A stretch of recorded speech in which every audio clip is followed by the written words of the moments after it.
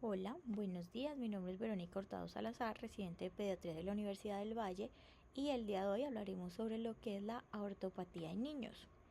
Tenemos que la aortopatía abarca un espectro de afecciones que van a predisponer ya sea a la dilatación, al aneurisma, a la disección o también a la ruptura de la aorta y también de otros vasos sanguíneos. Tenemos que, aunque la mayoría de la literatura se centra en los adultos, la aortopatía se diagnostica comúnmente en niños desde la infancia hasta la adolescencia. Tenemos que esta aortopatía pediátrica va a afectar principalmente a la aorta torácica y las patologías más comunes son la válvula aórtica bicúspide y los trastornos del tejido conectivo. La afectación de otros segmentos de la aorta y la vasculatura periférica van a variar según la afección específica. Cuando nosotros nos referimos a las enfermedades hereditarias de la aorta torácica, por sus siglas en inglés HTAD, estos son un grupo definido de afecciones bajo el paraguas de la aortopatía que van a estar mediadas genéticamente y que van a afectar predominantemente a la aorta torácica. Tenemos que estas patologías pueden ser sindrómicas, como es el síndrome de Marfan, con características multisistémicas que evolucionan a lo largo del rango de edad. También pueden ser no sindrómicas, sin características externas obvias, como se ve en el acta 2.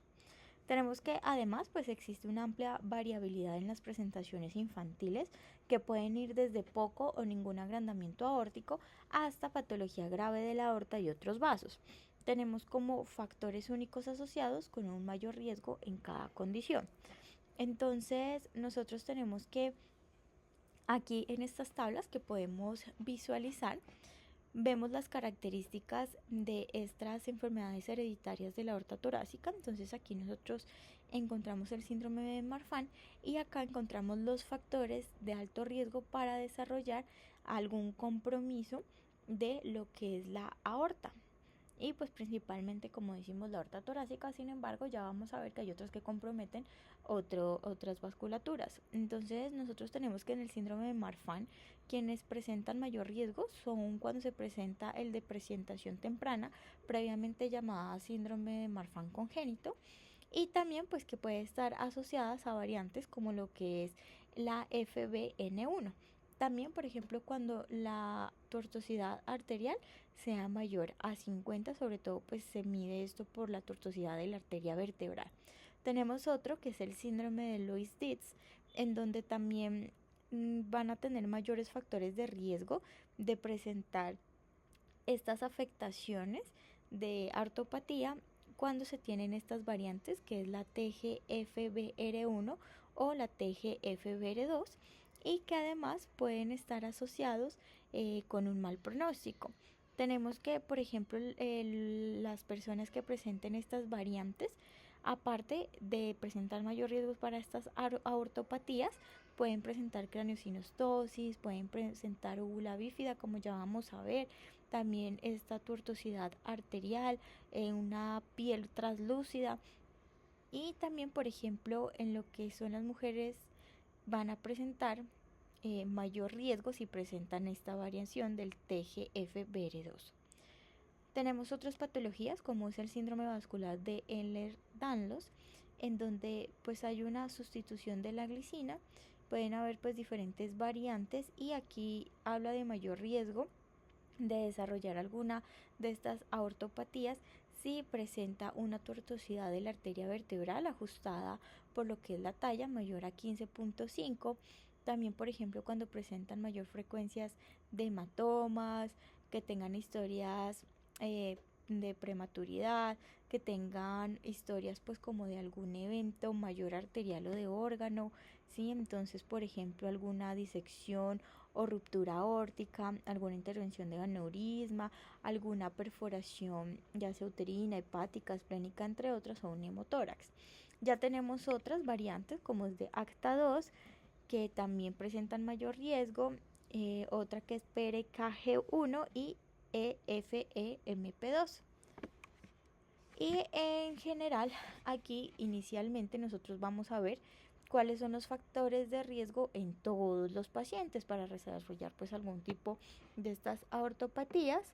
Y de estas se encuentran una que, por ejemplo, tengan historia familiar de disección aórtica, especialmente si esta aorta medía un diámetro de menos de 5 centímetros. También que hayan requerido también familiares una intervención quirúrgica por disección o ruptura, pero en la edad pediátrica. También que tengan disfunción de la válvula aórtica, ya sea moderada o grave, un rápido crecimiento de esta aorta que sea mayor a 0,8 centímetros en los primeros 2 años y que sea después mayor a 0,5 centímetros después de los 2 años y por año mayor a 0,3 centímetros por año y también en el embarazo. En cuanto a la evaluación del niño con sospecha de aortopatía, entonces nosotros vamos a tener en cuenta lo que es la historia y el examen físico, debido a que esto nos va a poder orientar y a sospechar si hay una aortopatía. Entonces se debe prestar especial atención a las características craniofaciales y lo que son los sistemas cardiovascular, ocular, esquelético, tegumentario y neurológico. Tenemos que muchos de estos niños van a presentar características sindrómicas, pero otros, especialmente los niños pequeños, pueden tener características sutiles o emergentes o resultados normales en el examen físico. Tenemos ciertas características que son muy frecuentes en ciertos síndromes, como por ejemplo lo que es la ectopia lentis, que esta va a ser altamente sugestivo de un síndrome de Marfan, mientras que en otros niños pueden tener otras características como lo que es el flóculos del iris, midriasis o enfermedad cerebrovascular tipo moya-moya en el acta 2, o por ejemplo lo que es la craneosinostosis o paladar hendido o úvula bífida en el síndrome de Loeys-Dietz. Tenemos que de todas maneras se deben realizar evaluaciones heredadas porque muchas manifestaciones dependen de la edad. Entonces, aparte de los mencionados, podemos encontrar diferentes características, por ejemplo, pues en la evaluación cardiovascular, lo que es la disección o el aneurisma aórtico, tortuosidad arterial, que tengan alguna cardiopatía congénita, una enfermedad temprana oclusiva, algún prolaxo de la válvula tricúspide mitral, alguna disfunción de la válvula mitral o también del ventrículo izquierdo. En la columna podemos encontrar lo que es escoliosis, espondilolistiesis, espina cervical pues con algunas malformaciones o inestabilidad, en la pelvis prolapso uterino o ruptura uterino, en lo que son las articulaciones pues característicamente esta hipermovilidad, dislocaciones, subluxaciones en estas articulaciones, contracturas, entre otras. En cuanto a lo que son los piecitos, pues también ver si tienen algún tipo de malformación, la piel, sí, que presenten esa piel translucente, líbedos reticulares, en los músculos una ruptura del tendón, en los deditos o en las manos lo que es la aracnodactilia y pues en lo que es el tórax y el abdomen, importante pues alguna deformidad en el pectus, hernias también, esofagitis y pues ya en la cabecita, ya lo que habíamos hablado, craneosinostosis, también micrognatia, retrognatia, entre otros. Entonces nosotros tenemos que esta evaluación debe incluir una historia clínica detallada y antecedentes familiares de más de 3 generaciones, centrándose en hallazgos cardiovasculares y extracardíacos. Tenemos que se debe poner énfasis en cualquier problema cardiovascular en la familia, como cardiopatía congénita, enfermedad de la válvula aórtica, aneurismas o estenosis de la aorta y las arterias, también la edad y el tamaño de la aorta en el momento de los eventos cardiovasculares, si de pronto hay antecedentes de muerte súbita inexplicable, accidente cerebrovascular prematuro o infarto del miocardio y hallazgos sistémicos que podrían pues estar relacionados con estas aortopatías. Hay que tener en cuenta que los resultados normales del examen físico o los antecedentes familiares negativos no me descartan una aortopatía genética. En cuanto a lo que son las imágenes, nosotros tenemos pues que el ecocardiograma transtorácico va a ser la principal modalidad utilizada para lo que es el diagnóstico y la vigilancia en niños con ortopatía. Entonces nosotros tenemos que, aquí nosotros vemos esta tablita en donde tenemos que las puntuaciones se van a ajustar por superficie corporal y permiten una interpretación apropiada del tamaño de la aorta en niños en crecimiento. Entonces, como para tener en cuenta, una puntuación mayor a 2 desviaciones estándar define la dilatación tanto de la raíz aórtica como de la aorta ascendente. Entonces, aquí nosotros vemos cómo, ¿sí?, se evaluaría según las desviaciones estándar en los niños menores de 16 años y cómo serían las dimensiones en centímetros en los niños mayores de 16 años. Entonces, lo normal es que en los menores de 16 años tenga una desviación de -2 y mayores de 16 años menor a 3,5 centímetros. Ya a partir de esto, si supera estos valores, pues nosotros ya hablamos de que hay una dilatación tanto de la raíz aórtica como de su región ascendente y la podemos clasificar en leve, moderada y severa. Entonces, la leve para los menores de 16 años entre 2 a 3,5, moderada 3,5 a 5 y mayor a 5 ya es severa. Tenemos en mayores de 16 años, perdón, mayores a 3,5, menor a 4, moderada de 4 a 4,5 y severa de 4 a 5. Acá abajo nosotros podemos ver que dependiendo si nosotros ya identificamos algún tipo de síndrome, pues estas características varían y nos van a decir cada cuánto hacer el seguimiento. Entonces, pues si nosotros vemos que es un síndrome de Marfan normalito, el clásico, pues por ejemplo, si está normal no se hace, al igual que en otras patologías. Si por ejemplo, que es el síndrome de Marfan, que pues lo coloco como referencia debido a pues que dentro de estos es de como de la mayor prevalencia que encontramos. En este caso, si digamos es menor de 16 años y está en 3,5 y si es leve, lo podemos hacer el seguimiento cada año, cada 18 meses, si es moderado cada 6 a 12 meses y ya severo cada 3 a 6 meses. Aunque nosotros tenemos que ir viendo que, por ejemplo, cuando ya nos encontramos en este punto, ya estamos pensando en intervención quirúrgica. Aquí, pues, como les dije, se van a encontrar diferentes síndromes que de todas maneras aquí queda la tablita para que analicen y se tengan en cuenta cada cuánto se debe hacer el seguimiento de estos pacientes. Además, nosotros tenemos que tener en cuenta que pues si hay presencia de características de alto riesgo o crecimiento aórtico rápido, pues se puede considerar un control más frecuente.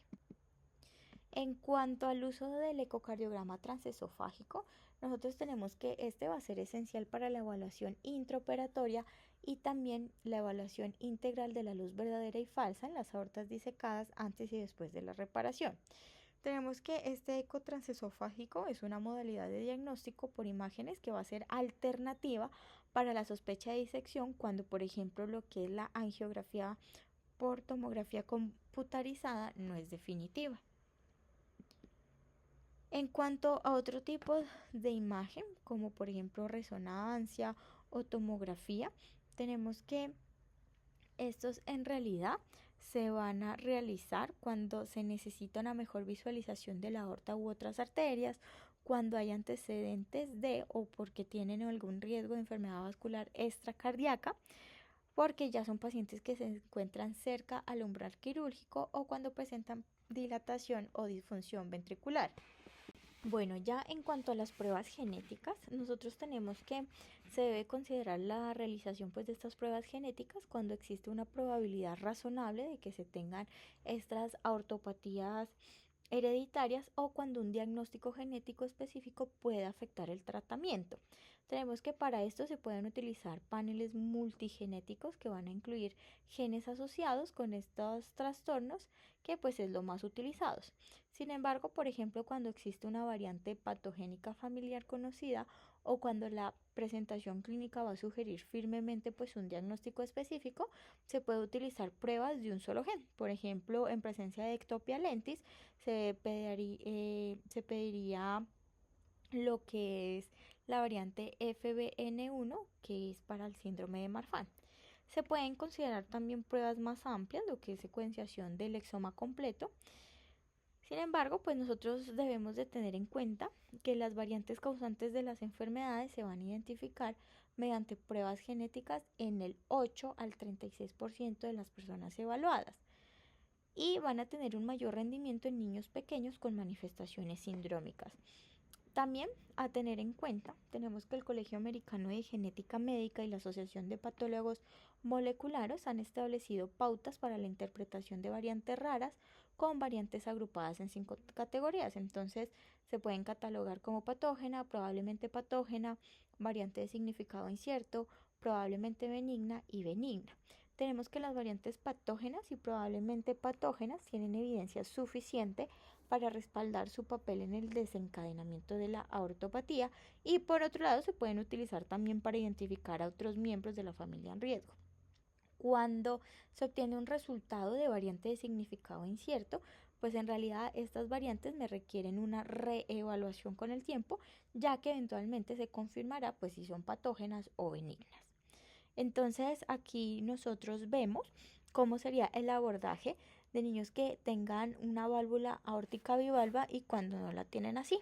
¿Sí? Entonces vamos a encontrar en los niños que tengan una válvula aórtica bivalva a ver si presentan ciertos factores que nos indique o nos ayuda a tomar la decisión si enviar pruebas genéticas. Entonces se habla de una o más que por ejemplo se presente la historia personal de una disección o ruptura aórtica.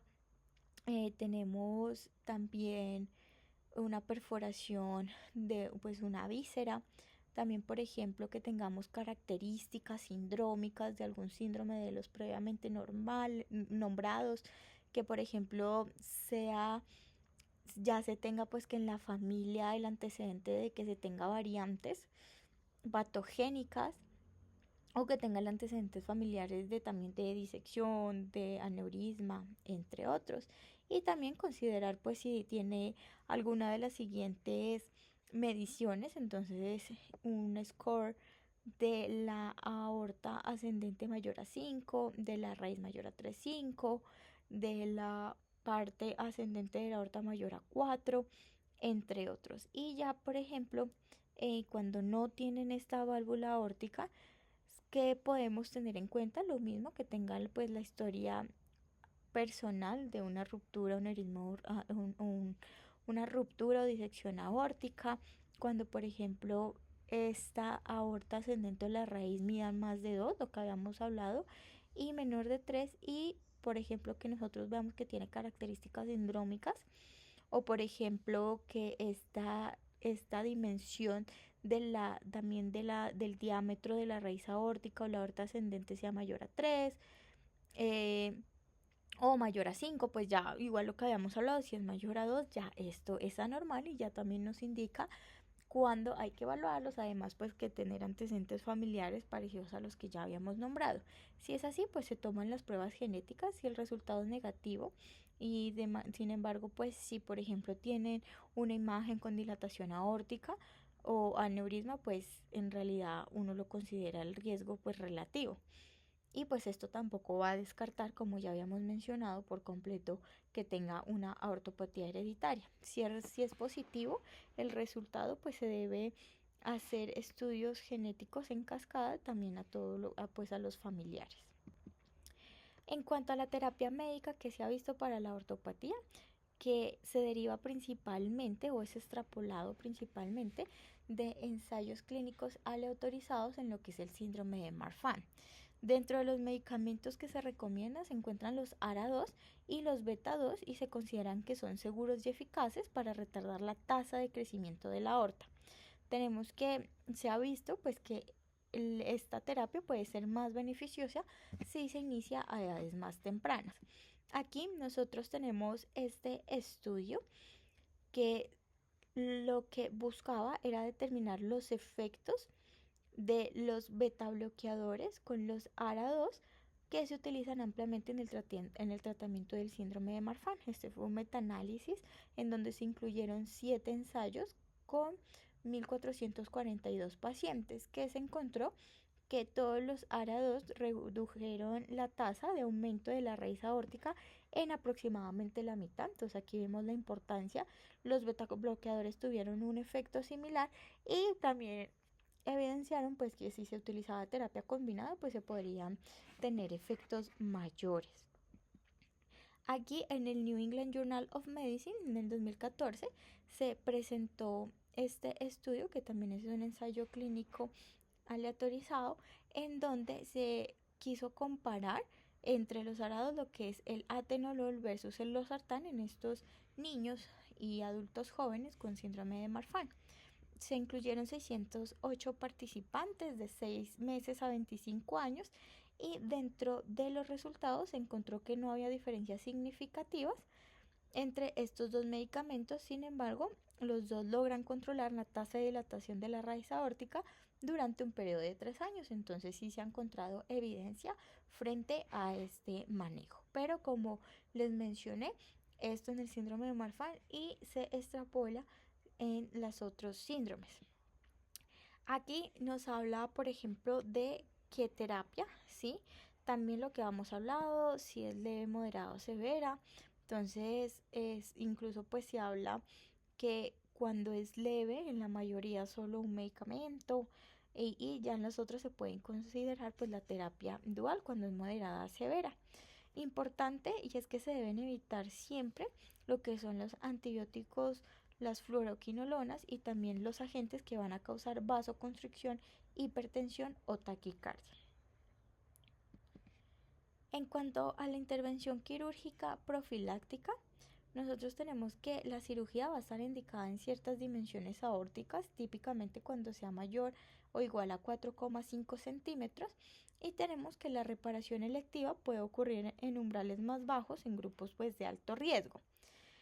¿Cuáles son las técnicas que se han indicado? Lo que es la reimplantación de la válvula aórtica versus la remodelación de la raíz aórtica.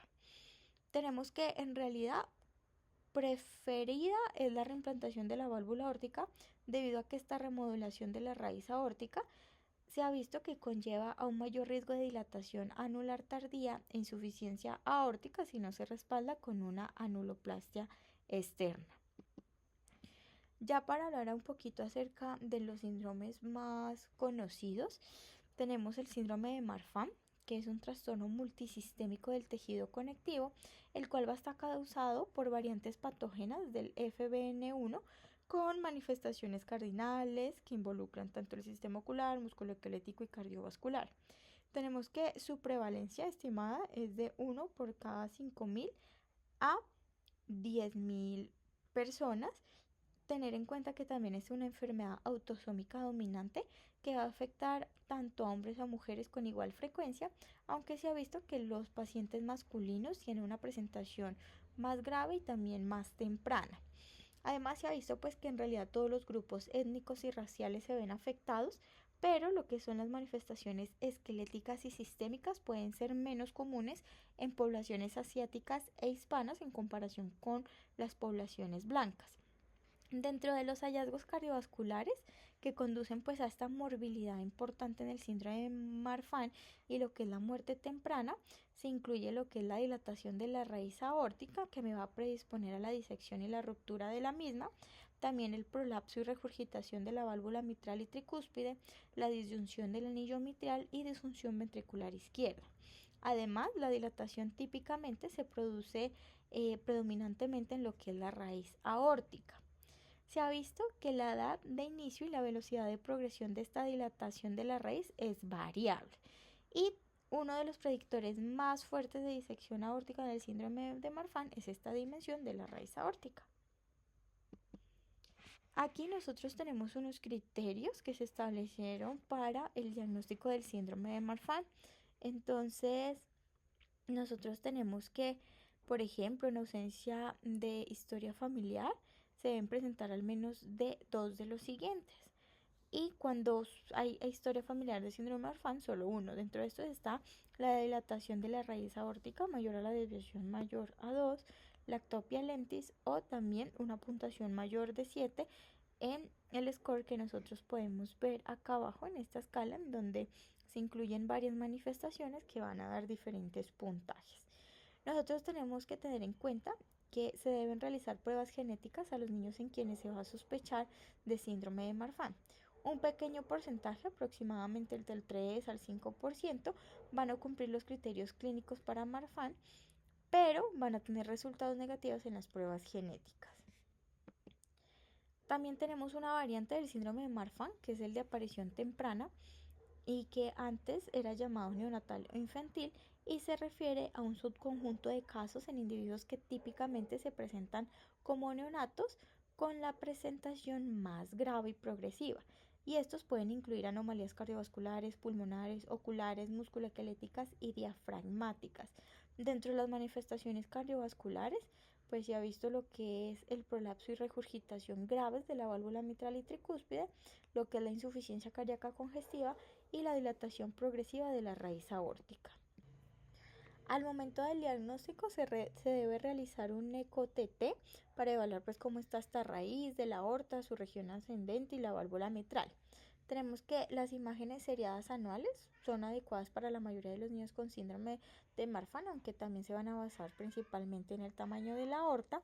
Y tenemos que debido a que los aneurismas periféricos en realidad son poco comunes en el síndrome de Marfan, las imágenes transversales como angio-TAC, resonancia de rutina generalmente no van a ser necesarias.